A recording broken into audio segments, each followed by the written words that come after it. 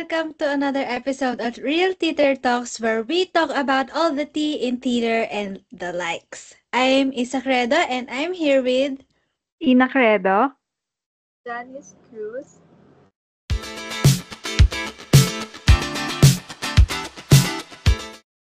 Hello po. Hello. Good night, Charo. So, last episode we talk about dance arts sa Philippines. So, ano na nga ba topic natin ngayon? So, for today, we're spilling the tea about the theater arts in the Philippines. So, may sikat ngayon na movie na adapted from a musical play na sikat din siya globally and dito din sa Philippines. Ayun yung film adaptation ng Wicked. Napanood niyo na ba yung part 1 ng movie? Di ba may part 2 na siya sa Yes, November napanood ba? ko na. And for me, medyo weird experience siya kasi ang alam ko at least yung before, kaunti lang yung mga kakilala ko na alam yung Wicked kahit matagal na siyang pine-perform sa iba. Kasi alam ko, as far as I know, hindi siya sikat na musical dito sa Philippines for average Filipino. Pero ngayon, kumakanta na pati mga bata ng mga Defying Gravity, mga ganon. So, Kaya nga, ang tanda ko din, napanood ko sa The Clash before or narinig ko din sa other contest. Lagi gamit na gamit yung Defying Gravity. Nung una, hindi ko pa siya alam kung saan galing. Pero ang alam ko, mas alam ko kasi yung popular nun sa mismo musical niya dati eh. So, ayun nga, kahit hindi ko alam na may music, na galing pala sa musical dati. Alam ko na yung kanta agad kasi gamit na talaga siya. Ayun, sa ibang bansa kasi talaga siya kilala. Kasi alam ko yung yun yung musical plays talaga na iconic sa kanila. Pero siguro sumikat siya dito sa Philippines nung na nilabas na nila yung cast. Kasi 'di ba one of the cast nila is yung or yung main cast nila yung kaganap na Glinda si Ariana Grande. So, siguro na-hook doon yung mga Pinoy na parang nag-i-interested sila since very popular nga siya. Tapos, dumating na yung mga songs and then naging trending siya sa TikTok. Ginagamit siya as sounds, yung iba memes, yung iba naman trends, gano'n. So, ayun. Yung so una nga, ano, ano ba yun? go Oh, lang. wait lang. Nung una nga, parang skeptical ako na si Ariana Grande yung cast kasi singer nga siya, iba yung genre niya. Pero nalimutan ko kasi na galing siya, before siya sumikat, di ba? Galing siya nagtiteater talaga siya before. Ayun. So, nabago naman yung perspective ko. Maganda din naman yung performance niya sa movie. True. Kailan ba kayo, last nanood ng theater play? Yung akin kasi, parang kamakailan lang yung online. Pero, I think yung last kong napanood na live na theater play ay around 2018 pa, mga ganon. Matagal na din. Kayo ba? Yung sa'kin, yung pinapanood ko talaga sa Art Up yung recent, pero yung na-experience na, um, napanood na theater, parang ang tagal na din. Nung high school, may dumadating kasi sa school namin eh, na katulad ng Supremo Redux ba yun? Nung Mm. grade 11 ba siya or 12? Dumating siya sa school namin sa Letran dati. Eh, hindi ko naman napanood masyado kasi nandun kami sa dulong-dulo. Eh, malabo yung mata ko nun. Sabi nila nag-kiss, tas hindi ko makita. Pero masaya naman kahit rinig din naman yung music, maganda din naman. Buti kayo nakakapanood kayo nung real na theater play talaga. Kasi yung napanood ko lang, yun talaga yung binigay ni Sir na ako nag-alala siya. Yung O, iba bootleg. Siguro Silverte lang din sa school. Ewan ko nga kung paano nila na yun eh, ah, hindi naman hire or something. Yung paano nila na papunta doon sa school namin. Siguro, yung talaga nila yun, nung parang company or something nila doon, nag-tutor talaga sa mga schools. Kasi yung Supremo Redux, di ba, about siya kay Andres Bonifacio, pero parang may modern twist na, ano ba yun, superhero. Superhero. Ayun. Ano naman, nag-usap na tayo dun sa mga school. How about performing? Na-try niyo na ba mag-performing na, yung plague, ganon? Na Sa school lang din. na-try sa school lang din, na-try na namin. Ako, yung parang first experience ko sa pag-perform for theater ay nung LM pa kasi required, gano'n. Tapos Kinder. nung last, hindi po, mga grade 3, gano'n.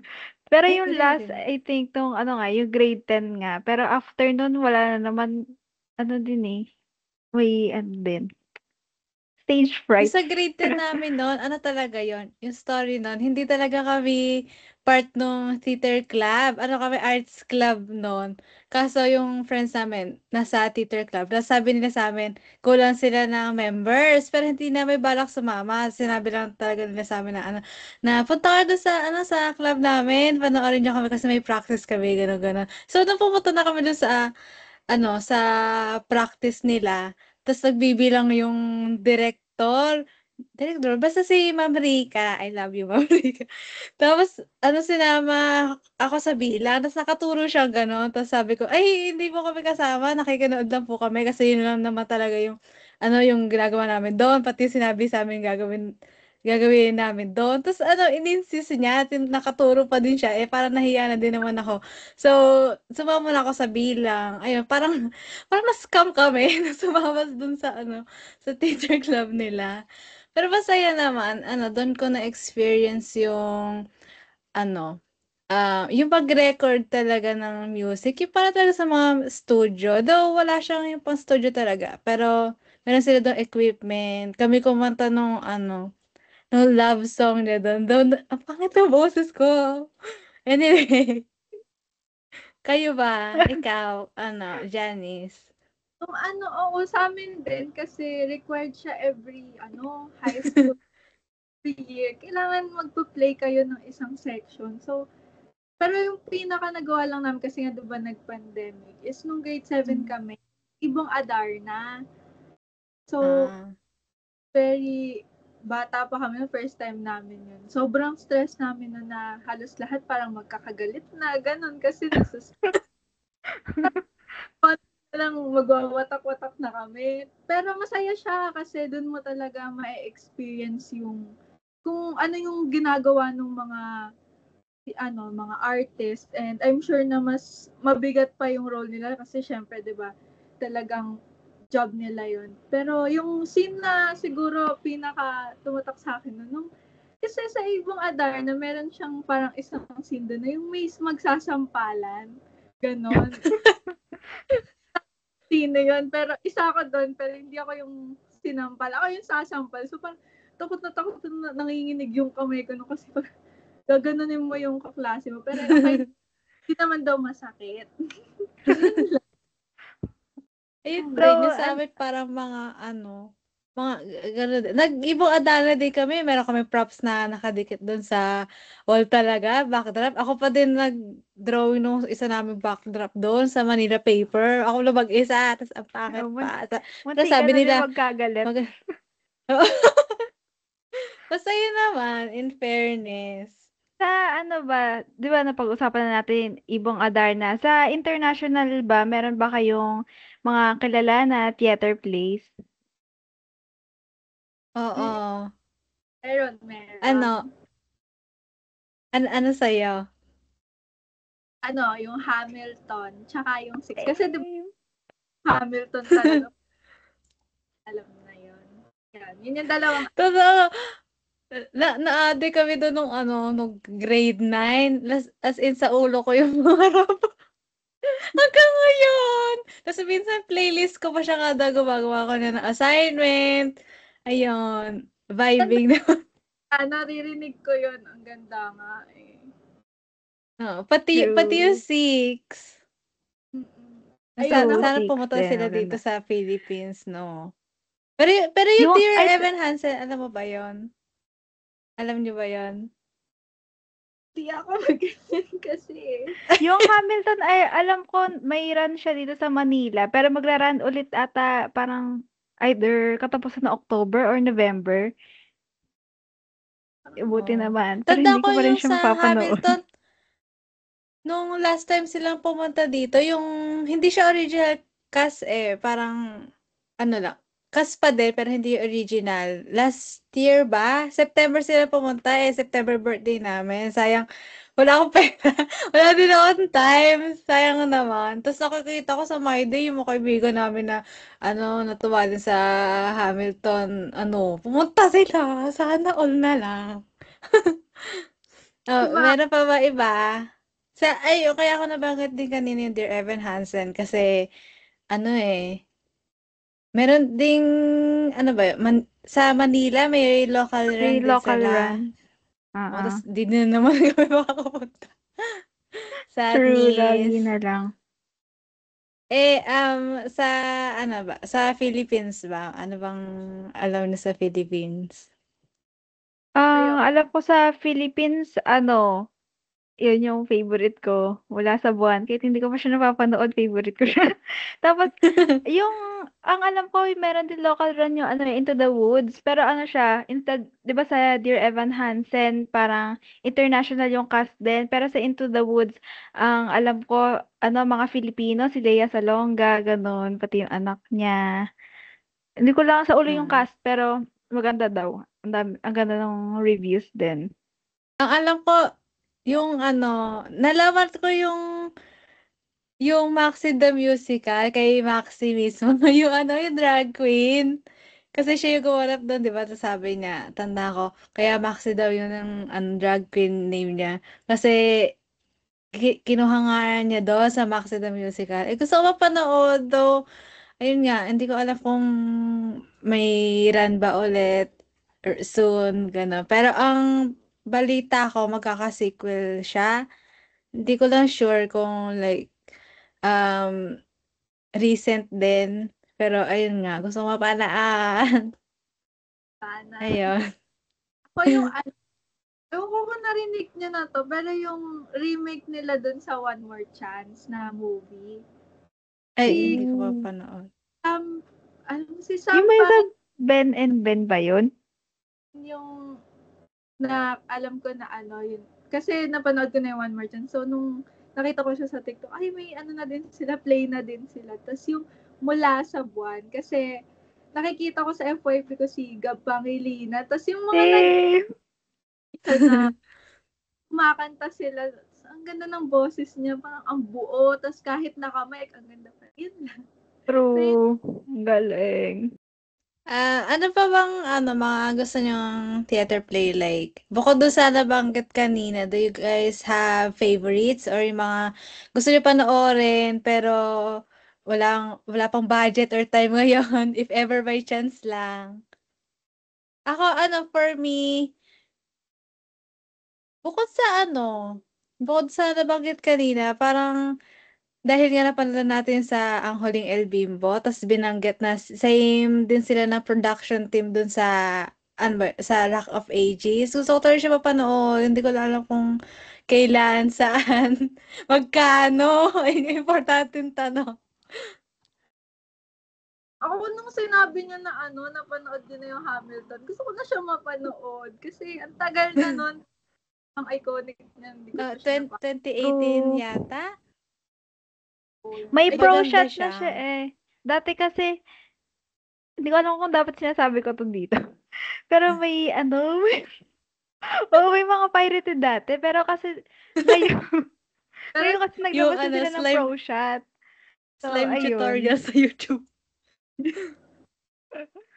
Pero bukod doon, I think, gusto ko din panoorin live yung Hades Town. Kaso, di ko alam if ever kahit sa future kung magkaka-local run sila or may tour ba, ganun. Pero gusto ko mapanood. Ang ganda.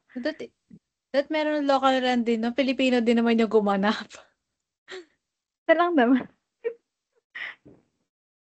Sa ano naman, sa local theater actresses or actors, sino bang kilala natin dyan? For me personally, ano lang din, nalaman ko lang din ulit sa Drag Race Philippines. Si John Santos, gumanap din siya dun sa Ang Huling El Bimbo. Siya yung, nalimutan ko yung name ng character. Basta siya yung, yung gay, yung adult. Ayun. Si Gab Pangilinan din, ano ba, siya ba yung napanood natin doon? Hindi ko kasi Oo, sure, hindi siya ako familiar sa kanya eh.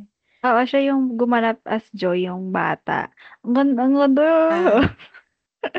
Siya din, actually, oo, yun lang din yung medyo kilala ko sa local na mga cast. Ay, Pero,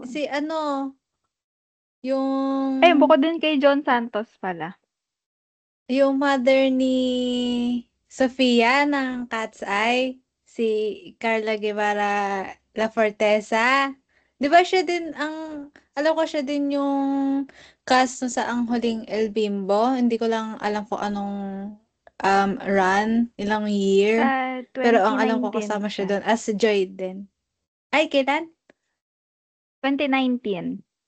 Ah, yung ano, ayun. yung sa Showtime na host, si Karil, yun, Oh. yun, isa Eh? siyang actor din. Oo. Kasi yung ano ba, Saan siya? may mga Saan siya? Like, hindi ko siya na research, pero may mga plays na siya nagawa. And alam ko yun yung parang part-time niya din yun na job bukod sa pag-host. Nag-theater talaga siya. Oh. Saan ba yung ano na yun?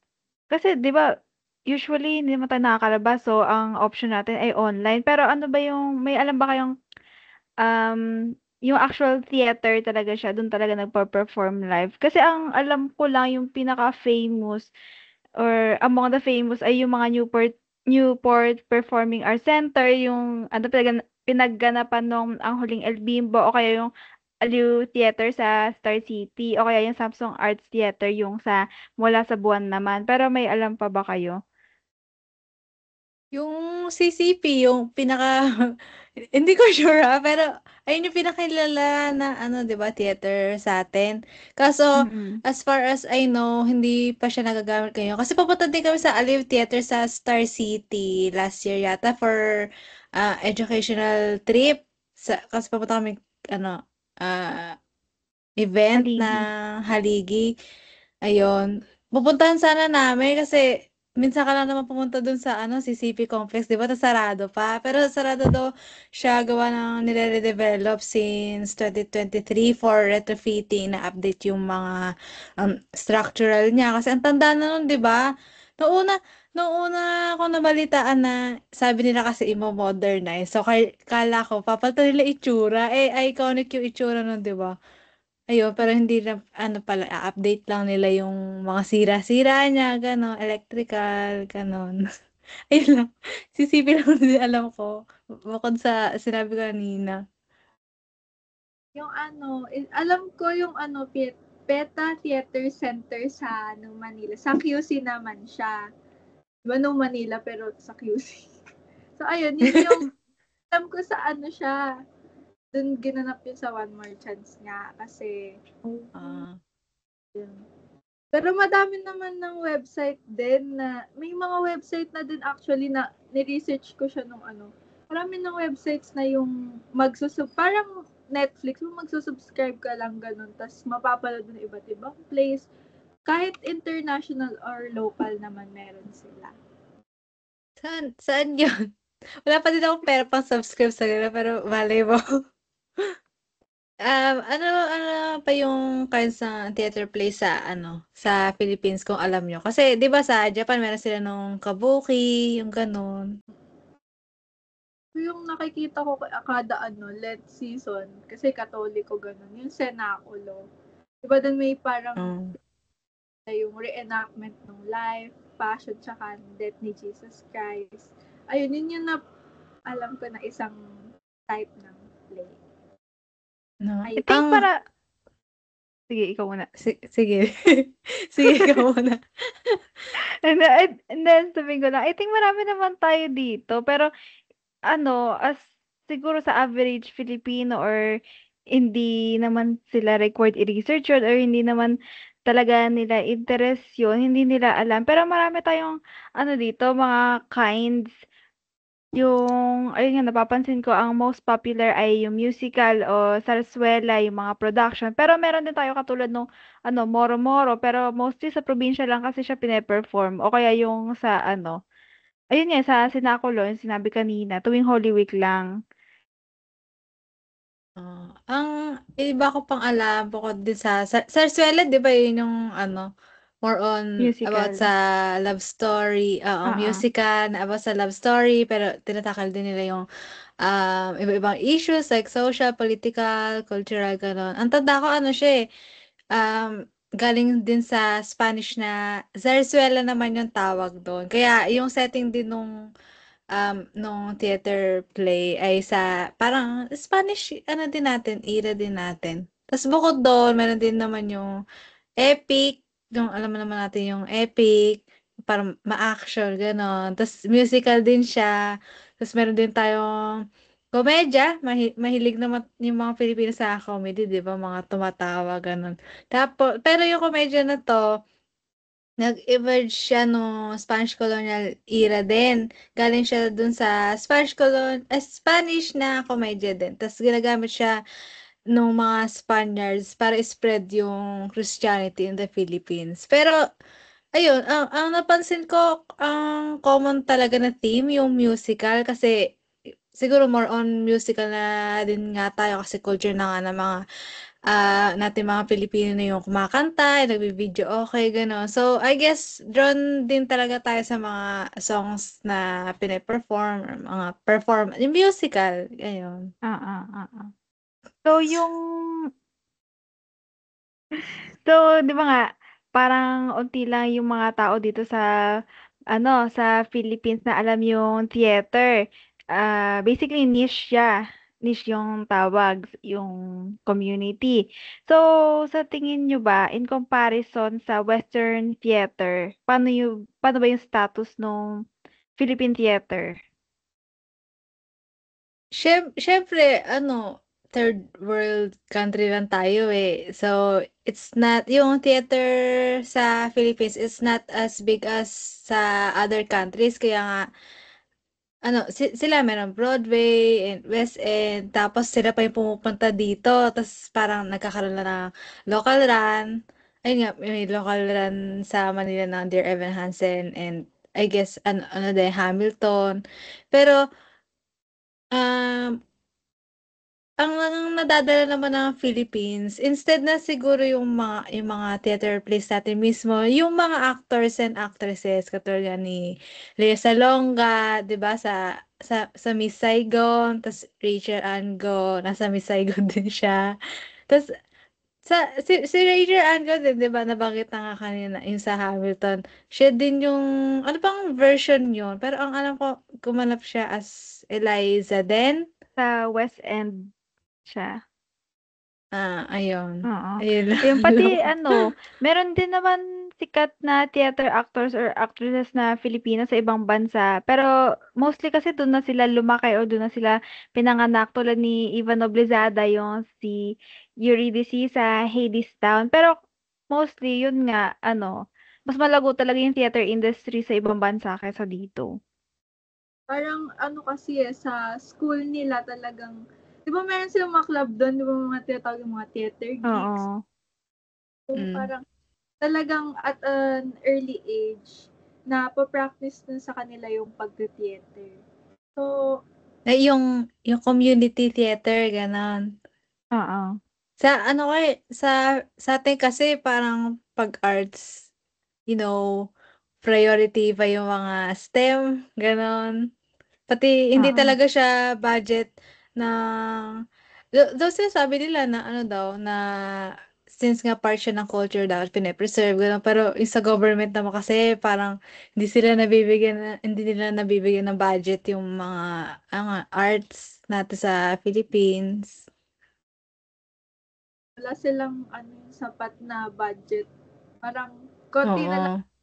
Tas, ayun, hindi siya na-prioritize din. Mm.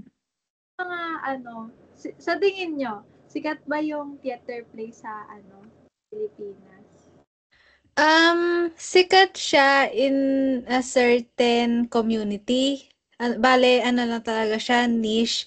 Unlike sa mga bands, yung mga nagko-concert tour talaga. Pero kasi for yung mga theater plays, for me ha, para siyang for mga privilege lang talaga. Yung pupunta ka talaga dun sa CCP para manood. Kasi kapag average or common na tao ka lang naman, parang hindi ka naman wala sa budget mo, katulad ko, wala sa budget ko na pumupunta sa theater place as much Oo. as I want na manood. Yun nga, sadness. Parang may naman sila, may solid na fan base naman yung mga theater plays sa atin. Pero hindi lang siya ganun kasikat kagaya ng mga K-pop, ganun na talagang nag Oo. sila pag online ticket selling na talagang nagpapaunahan sila ganun. So, Oo. 2 minutes, ay, wala pa 1 minute, tapos na oo, agad. Tapos yung Oo. website mo, naglalag na. para silang pumipila sa ayuda, ganun. Grabe. Oo.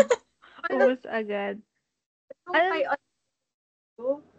yung parang 500 lang daw yung ticket sale. Parang umabot ata siya ng 100,000 yun naman. oh. Nagla-line para sa ticket. Ayun. Grabe.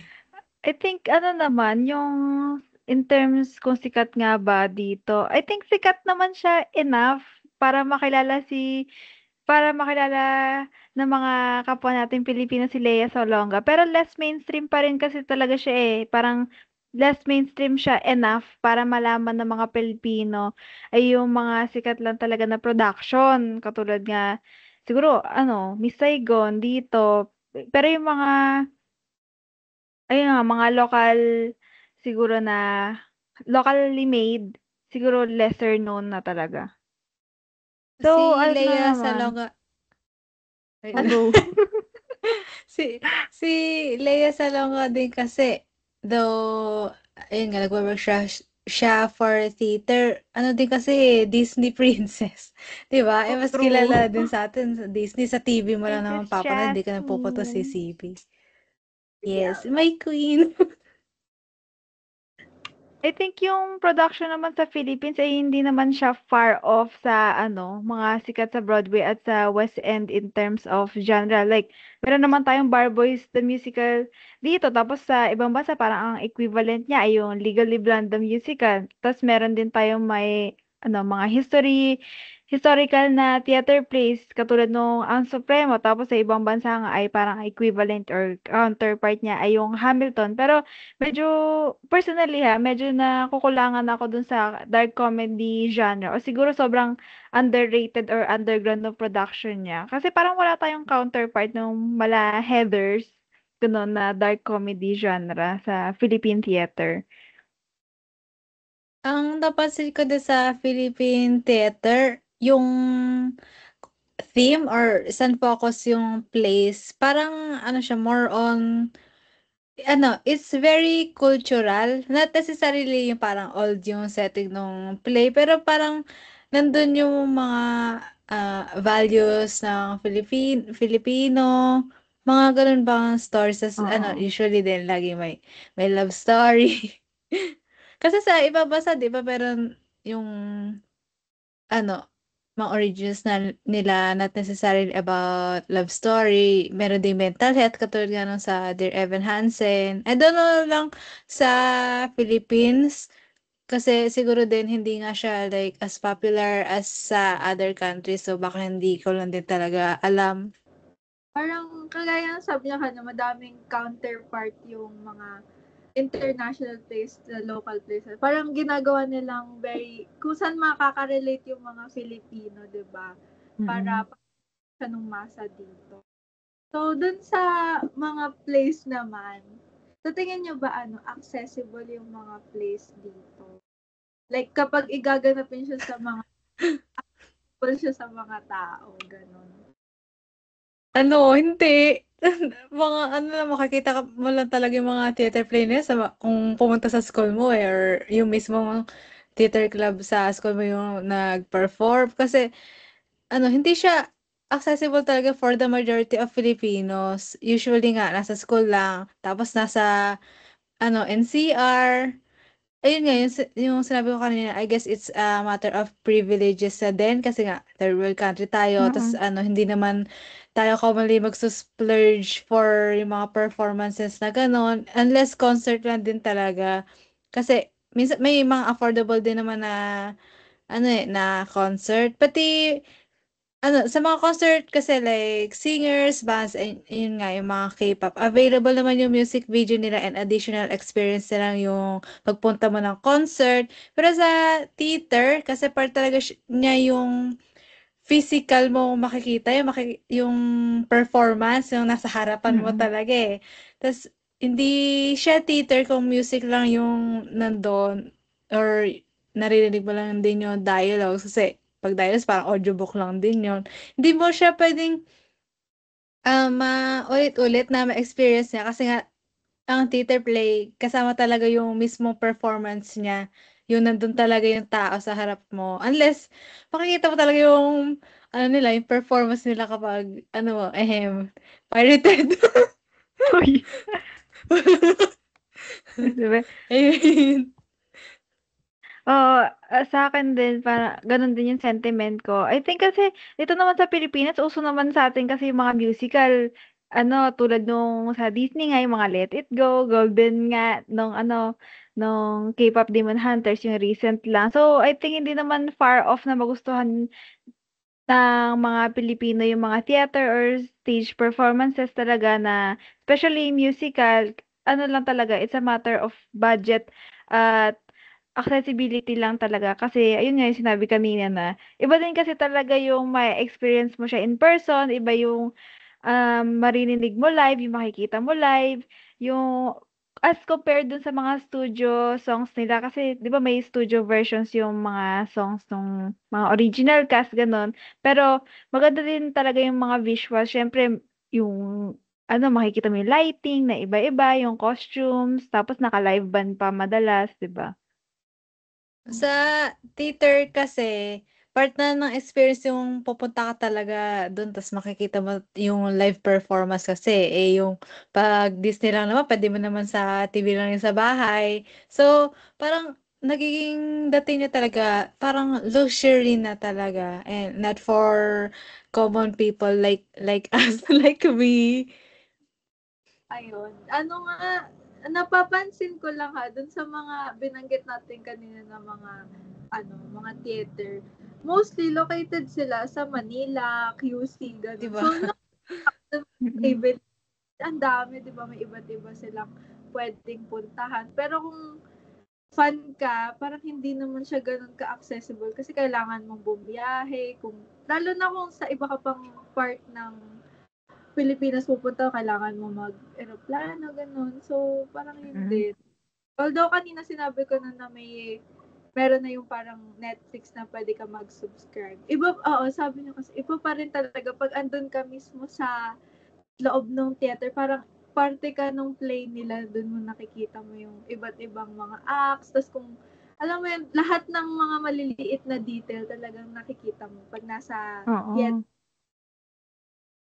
Ayun. Oh, meron din namang mga um, concert hall sa mga provinces. Pero for concerts yun, kailan lang ba nagkaroon ng theater play, 'di ba? Sa lang talaga, sa Manila. And Mm.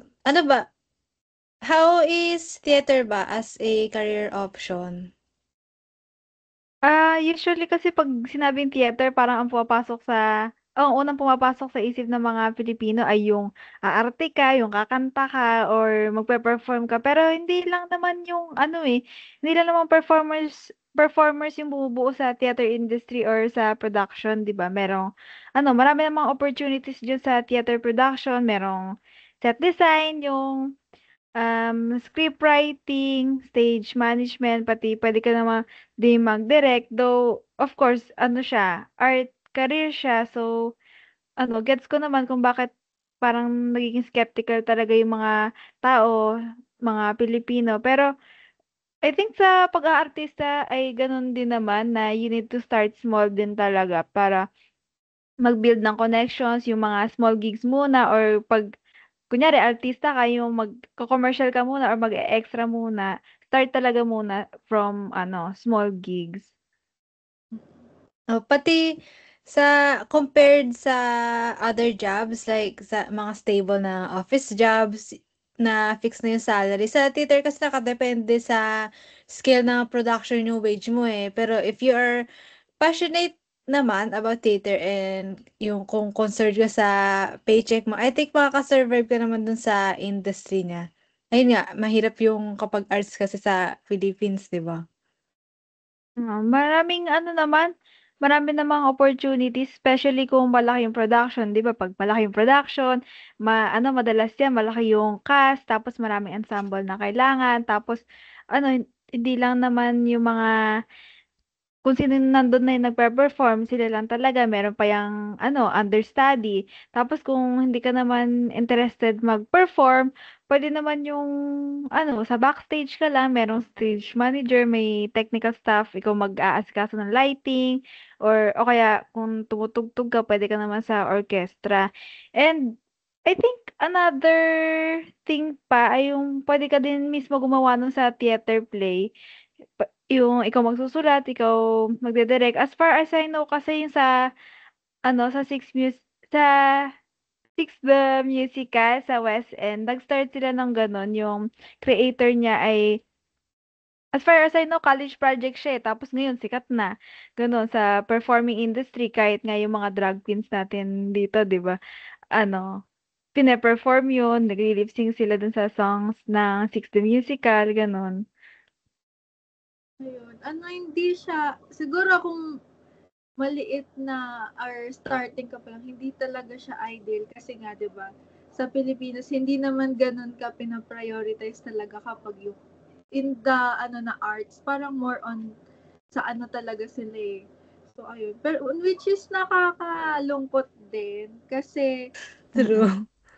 ano, ang dami kasi naranasan natin siya nung high school tayo, 'di ba? Yung pagod nung pagdidirect, nung pag-aayos Oo. tas yung background pa, tas kailangan lahat maayos. Kasi kapag may isang mali or nagkamali doon, parang magugulo lahat yung parang domino effect siya. So, ang dami nilang Mm. effort talaga. Hindi lang yung mga actors din, pero yung mga scriptwriter, yung mga stage director, dami silang Underrated. sobrang underrated nila. Yun yung parang isang bagay na sana tumaas din yung wage nila doon kasi Oo. yun lang. Yun, kapag starting talaga kahit ano namang jobs, mahirap. Pero sa theater arts din talaga, depende talaga sa ano mo eh, sa network mo and assets mo. Kasi nga, sa Philippines, ang tingin nila sa arts as a career choice, wala ka mararating. Pag graduate ko, homeless ka na. So, theater arts is for may mga passion din talaga na dapat may passion ka kung gagawin mo yun. Kasi hindi siya yung career na first choice mo dahil doon ka magkakapera. For ano talaga, kapag interest mo, ayun nga, passion mo, hindi siya yung typical na pupunta ka dito sa industry na to dahil nga doon ka yayaman. Ayun. And True. since doon na tayo sa sa topic ng career na sa theater arts, sa tingin niyo ba madali ba maging theater performer sa Philippines considering nga yung mga Hindi. circumstances? Hindi, kasi ano yun, eh, taxing siya sa health. Yung biruin mo, magpe-perform ka 8 shows a week, tapos may bukod pa dun yung rehearsals. Siyempre hindi lang naman parang once a week yung rehearsals, tapos aalagaan mo pa yung voice mo.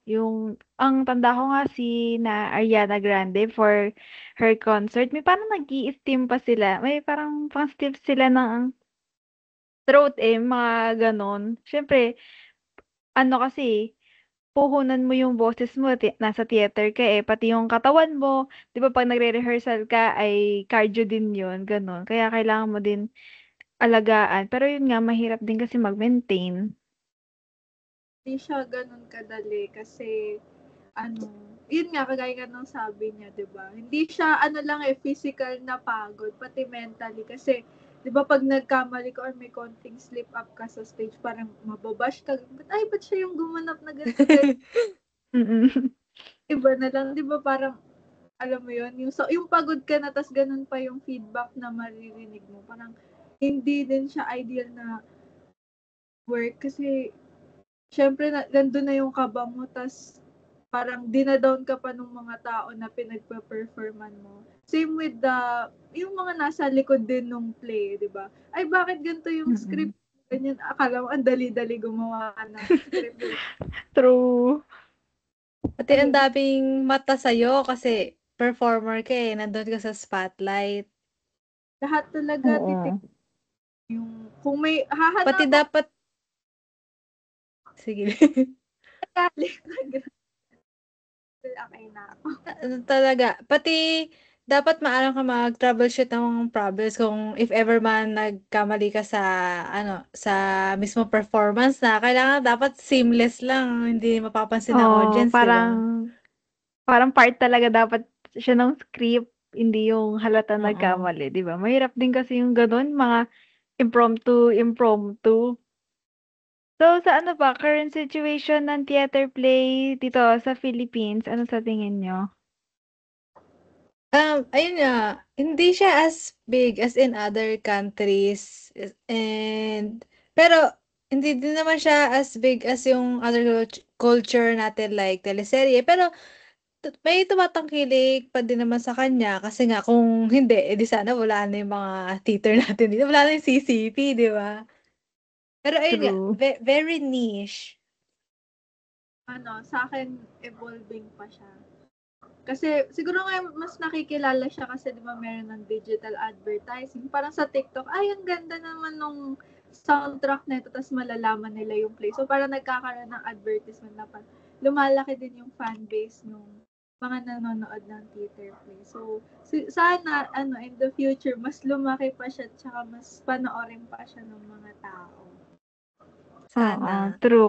Kasi kung wala naman kasing tumatangkilik, edi sana wala na tayong mga theaters ngayon, wala na yung CCP, mga Aliw Theater. So, ano pa rin siya, thriving pa rin yung industry niya. Hindi lang talaga siya masyadong kilala ng mga lahat ng Pilipino, especially mga professional productions talaga. Hindi yung katulad sa school lang, mga ganon.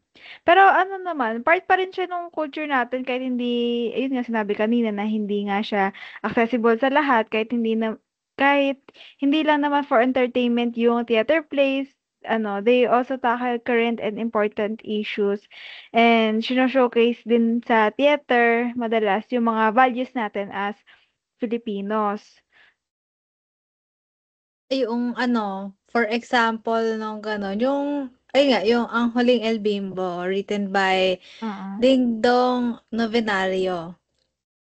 'Di ba, yung Ayan, pinapanood so sa for ARTA. oo nga. And ayun, 'di ba yung Huling El Bimbo ay jukebox musical. So yung jukebox musical ay yung mga musical na ginagamit na nila yung songs na sikat na. Typically, 'di ba, ang plays ay ang ginagamit nilang songs ay sila nag-write, mga gano'n original songs. Pero may mga gano'n ding kind or genre ng musical theater yung gumagamit talaga nung ano songs na ginawa ng iba katulad yung sa Mamma Mia, if familiar kayo. Parang ABBA yung Ah, gumawa oo. nung songs ta's ginamit lang din nila. Ah, yung for those who don't know, sa nakikinig nito, ang Huling El Bimbo ay about sa apat na magkakaibigan na nag-meet sila, yung tatlo doon, nag-meet sila noong college, tapos yung pang-apat, yung girl, si Joy, na meet lang din nila doon sa tambayan nila ng college. And it's about their relationship through the years from the 90s to the present, as well as yung life nila through their own circumstances. Eto, maano ko lang ha, yung nag-direct nung musical, si Dexter Santos. napanood niya daw yung band na nag-perform nun sa Theater Arts College kasi student siya sa University of the Philippines, Baguio. Sa UP Baguio. Yung Oh. kanta. Tapos nirequire niya na yung mga students yung ano, kasi prof siya. So, yung mga students doon sa UPD naman siya nagturo.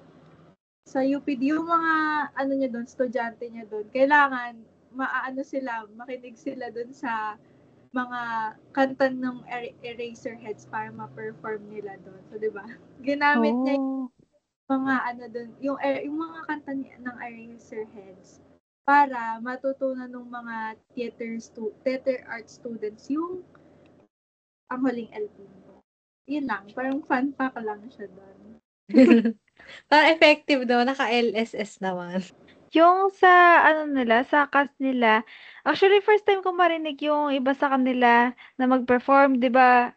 Ano personally kasi siguro part tayo or I don't know sa inyo kung kilala niyo na yung iba sa kanila, pero for me kasi as John part of Santos lang. younger generation, mga Gen Z, ganun, hindi ko kilala yung iba kahit considered sila na ang tawag dito, yung as in veterans na talaga. Pero I appreciate naman kasi talagang worthy sila ng mga titles nila. Pero sa'kin kasi si Gab Pangilinan, si Boo Gabonada, pati si John Santos pa lang kasi yung narinig ko mag-perform dati. Pero ang ganda ng casting especially dun sa ano, sa trio, 'di ba? Sasabihin ko na yung mga cast nung 2019 na rerun nila. Kasi may ano yun so simula 2018 hanggang 2023. Parang may mga minor na changes dun sa cast. Siguro kasi ang hirap naman kung isang tao lang talaga yung gaganap na Pagod. rerun. Nakakapaos naman yun. So, ito yung True. sa Blue Team nung 2019. So, may parang naging dalawang sila, yung Red Team tsaka yung Blue Team. Pero ito yung sa Blue Team. So, yung gumanap na Joy Manawari is si Manchul Lochenko Yulo. Kilala niyo ba yun? Parang may idea ko. Hindi. Sorry po. Hindi ko namin siya masyado. I'm sure maganda na may performance nila. Ito hindi ka na panood. So, next si Hector Samalaw. Ginanap si Gian Magdangal. And then, si Eman Azarcon na ginanap ni OJ Mariano. Tapos ito yung kilala nyo lahat. Si John Santos. Ginanap niya True. ni AJ Cruz. And si Gab Pangilinan. Yung Yes. Play. Then, ito mga parang mga young version na nung main cast. So, si Young Hector, ginanap siya ni Vivo Reyes. And then, si Young Emma naman ni Boo Gabonada. Then, yung Young AJ, si P. Palmos. And then, si Chad Deli, si Sheila Francisco. And then, last na si Arturo Banlao. Ginanap ni Jamie Wilson. Ayun, yun yung mga cast noong 2019. Hindi ko sila masyadong kilala, pero Same. gagaling po sila. Hindi, pero ang ganda ng casting I think, hindi ko alam kung sino nag-cast sa kanila or ano ba sila, nagpapa-audition ba, ganon. Pero, as in, ang galing na parang tawag dito, parang naisabuhay nila yung mga characters talaga, especially, ayun nga, si Joy by Gab Pangilinan na almost bone-chilling yung, yung acting niya doon. Ayun. Hindi talaga ako familiar sa iba. I guess siguro kasi mas alam ko yung international na theater plays kumpara sa local. So yun nga, nalaman ko lang din talaga si John Santos sa Drag Race Philippines. Yun. Same. Pero yung eto nga, yung ang huling El Bimbo, I think, ano naman siya, timeless na musical siya, very Filipino.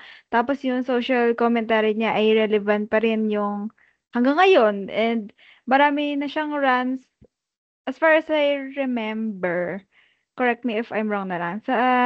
Ang first run niya ay 2018, tapos may hanggang 2019, pero yung 2019 ay may blue team, red team. Tapos, ayun nga, nag-rerun siya noong 2023. And buti na lang may rerun siya kasi tsaka ko lang nalaman na may ganun nga may ganun pala kasi gusto ko din yung mga songs kasi ng Eraserheads. And ayun nga, after nung rerun nun, may parang 3 days lang ata na naging free yung pro shot nun sa streaming online. And as far as I know, maraming natuwa din dun sa musical, especially yung mga fans ng Eraserheads kasi ayun nga, nag-resonate sa kanila agad yung music and ayun, especially sa older generations talaga, and at the same time bago-bago pa kasi yung musical, 'di ba, mga around 5 or 6 years pa lang since its first run, and I think may parang merging yon ng interest ng older at younger generation, parang may exchange ng cultural experience ba, gano'n. Kaya parang timeless pa rin siya at the same time relevant. Parang sa So, sa old generation, nostalgic siya, ganun, pag naririnig mo. oo. Mm. Pati yung theme din niya from 90s to present, 'di ba? So, ang layo din nung generation na yun. So, parang ang laki din nung range and for wider audience din talaga. And I think successful din talaga siya. Nakailang runs nga, di ba? And I think factor din nun kung bakit talaga siya na-appreciate ng masa kasi ginamit na nila yung Eraserheads yung alam naman, madami namang may alam sa Eraserheads and sa songs nila. May established na fan base yung songs, tas combine pa dun yung mga enthusiasts talaga ng mga theater plays, kaya siya naging successful. Pero bukod dun, maganda naman kasi talaga kumapit din siya sa themes na familiar tayo and kung ano yung important sa atin, yung parang nag-pull sa heartstrings natin, sa as yung family, friends, and yun nga, yung mga Filipino values. And for me, natakal naman ng maayos yung hard to present na and dark themes. And ang very efficient din talaga nung paggamit nila ng sauce eraser heads for certain things and for yung mga scenes na dun sa play. Oo, naalala ko lang kasi 'di ba kanina na-mention yung nanay ni Sofia from Cat's Eye. Oh. Another fun fact, si Gab Pangilinan yung gumanap bilang Yang Joy ay pinsan ni Donnie, tapos tito niya si Kiko Pangilinan, ayun. Parang ano naman, ang talented naman ng families nila. Is artista. Talent runs in the blood, gano'n. So, ano bang opinion niyo sa play? Sa play na since kilala nga yung Pilipinas sa di ba very kilala tayo sa pagkanta, ganyan. Parang ang ganda na nakikita or na showcase natin yung talent natin through musical plays. Kasi di ba parang hindi lang siya na kumakanta lang yung isang singer sa parang na tatakal din niya yung mga social events or mga history. Parang na, through music, which kilala na tayo, mas napapakita pa natin yung history natin, yung culture natin. So parang ang ganda lang na, 'di ba? Na nalalagyan pa siya or naaangat pa lalo yung mga ganun topic sa bansa. Kayo ba? Mm. Akin, I think favorite ko dun yung mga sa set design. Natuwa ako masyado dun sa art direction, yung mula dun sa sa lighting ng flashbacks, pati yung color scheme ng mga damit nila. Kasi yung sa flashback parang more warm pa siya yung lighting, 'di ba? May Tapos color psychology. oo, ganun. Tapos yung present time ay parang cool tone yung lighting. Tapos ayun nga yung sa mga suot nila, 'di ba?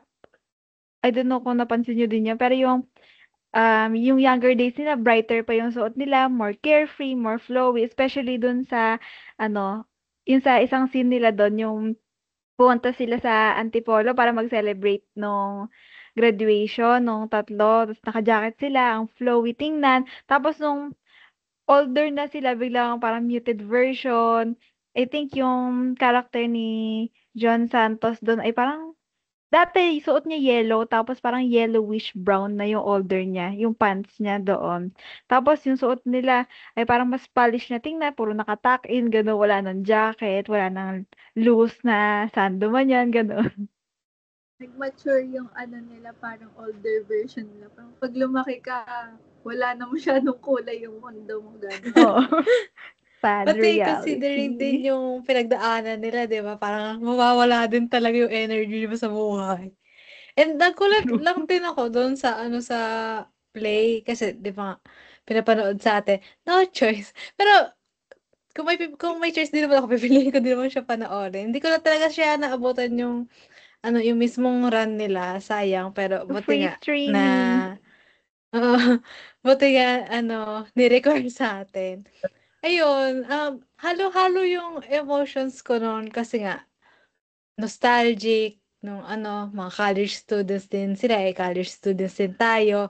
Tapos ano, parang ang carefree, ang ganda ng friendship nila, yung family, may family problems na relate yun, gano'n. Usual themes din siya sa mga teleserye natin, gano'n, gano'n.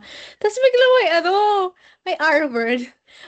R-word din sabi ko, baka ma-flag tayo ng YouTube. Ay, tas it made me so uncomfortable and upset kasi nangyayari din talaga yun sa iba, eh, and kung papanoorin ko talaga it's not the themes na personally kong pipiliin panoorin, but like ang ganda nung pagkaka-execute sa kanya na sure it's made to make you feel uncomfortable talaga, pero in an artistic perspective maganda yung pagiging artistic nung scene, walang glorification, it is what it is, and Mm. sigaw talaga yung ano, si Joy kung sisigaw talaga. Kinalimutan ko dun, muntik Parang na maiyak. raw Pinigilan ko na kasi sabay kami raw manood. emotion.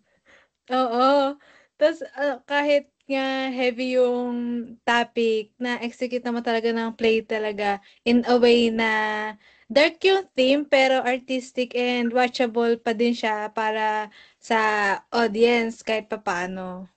So, ayun din, proof din na hindi lang puro about sa love story and comedy ang puwede sa theater. Hmm.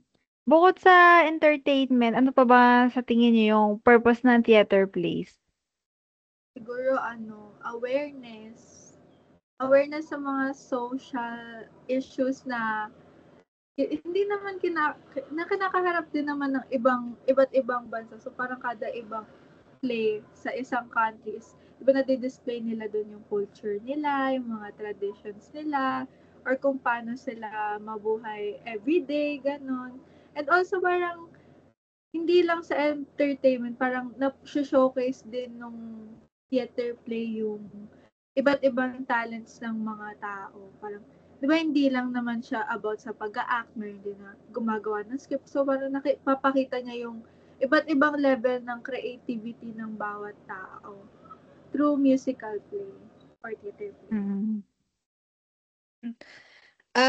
Ayun nga, bukod din sa, awareness of social issues din, nagpo-promote din siya ng Filipino identity, and it's good na nata-tackle yung uncomfortable topics, yung mga hard truths and ginagawa siyang entertaining and totally not hindi na siya mapanood ng tao kasi nga hindi sila komportable dun sa themes na nagagawa ng theater talaga na gawin siyang digestible for the audience na kahit na ganun nga yung nangyayari, parang hindi ka pa din iiwas ng tingin kasi ginagawa nga nila na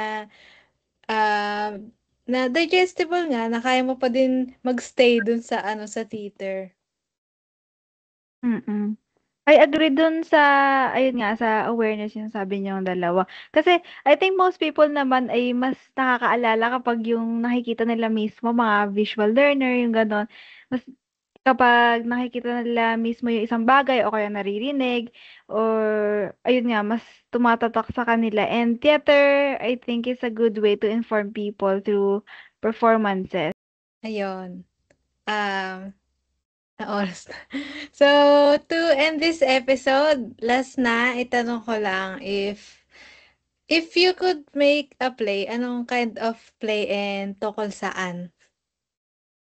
I think sa akin gusto ko makakita ng ano, Six the Musical dito sa Pilipinas, pero instead na yung mga cast ay Six Wives or mga characters ay Six Wives ni Henry VIII, yung ano naman, gusto ko makita yung mga naging jowa o kaya yung mga naging ka-situationship ni Jose Rizal. Ang dami. Pwede. Ang interesting.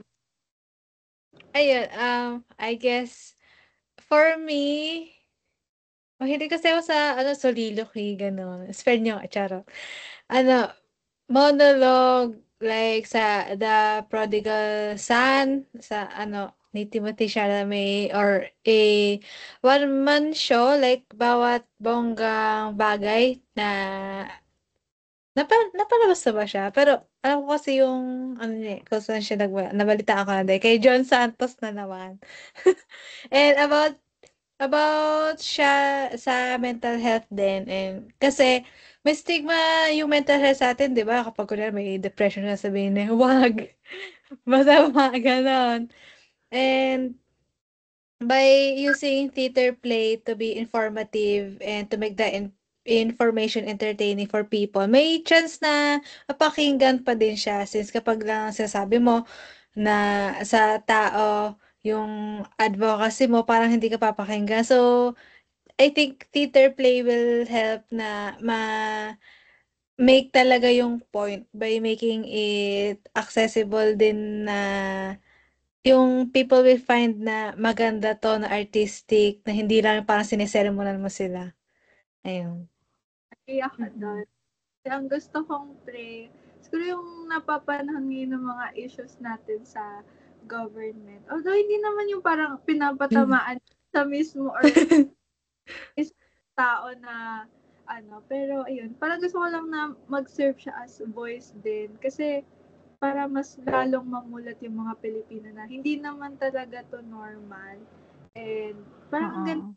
kita as in a musical play, 'di ba, na nagagamit yung art as a voice para sa mga Pilipino. Parang ang artistic niya if gagawin siya ng tama and ma-reach yung target audience niya, which is lahat ng Pilipino. So, yun lang. Ayun, parang naalala ko dun yung ano, sa sinabi mo yung isang quote na nabasa ko dati, parang comfort the uncomfortable and discomfort the uncomfortable. I think kasi since nga art yung theater, kaya nga theater art, I think maganda nga siyang way para mapakilala mo in ano ba 'to? Yung sinabi kanina na mas mada-digest through performances yung mga social issues natin. Kasi I think 'pag news ngayon hindi siya yung iba nga hindi na nagbabasa ng news, pero I think kung gagawin mong ma-entertaining at the same time, may halo pa ring education, ayun maganda nga yun. Yun. So, that's it for Real Theater Talks.